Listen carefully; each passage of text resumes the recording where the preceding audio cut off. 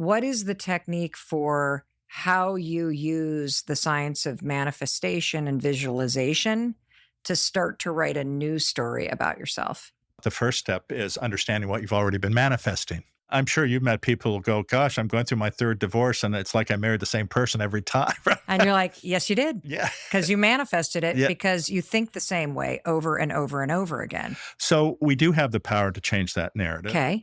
And then the next thing is, which we discussed a little bit, is understanding the difference between what you want or think you want and what you need. But Dr. Doty, I don't want to think about what I need. I want to think about what I want. You know what I mean? Like but I want but I want that thing, but I want this, but I want that, but I want the other thing. Well, it's funny you say that because people say, geez, Jim, you sort of lambast this idea about materialism. Listen, I don't at all. I like material things. But the difference, though, is if all of these things were taken away from me, it has no impact on who I see myself as. I am not using them for external validation. People who chase after stuff, the I part, who need external affirmation, that is their identity, and that causes suffering because they never get what they want. Versus if you look through the love or the heart mode and you're focused on a image of you helping other people, you get all of these other things. They're available to you if you want them. The greatest way to manifest is to have yourself centered, to be in a calm mode, to look through the lens of how can I be helpful? And then that gives you all the other stuff if you so desire. When I was 12, I had a list of all material things, Hmm. and I got every one of them. What was on the list? I become a neurosurgeon, a professor at Stanford. I'm a successful entrepreneur. I have millions and millions of dollars. Yet I was never more miserable in my entire life because I kept expecting, okay, I'm going to climb this mountain and then I'm going to feel good about myself. Then I'm going to climb the next mountain. I'm going to feel good about myself. And I never felt good about myself. I lost $80 million during the dot-com crash. And as a result, of course, that gets your attention because I was $3 million in debt and I had a $15 million loan. And as a result, I went through a period of deep self-reflection.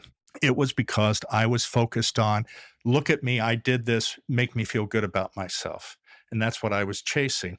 And it didn't help me. And so here I am having to deal with this massive loss. I'm selling all of this. I had a Ferrari. I had a several $1 million house overlooking the bay. I had to sell all of this stuff. And it was interesting.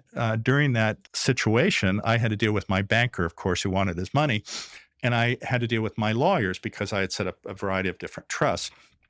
But I had set up a charitable trust and had put stock into it.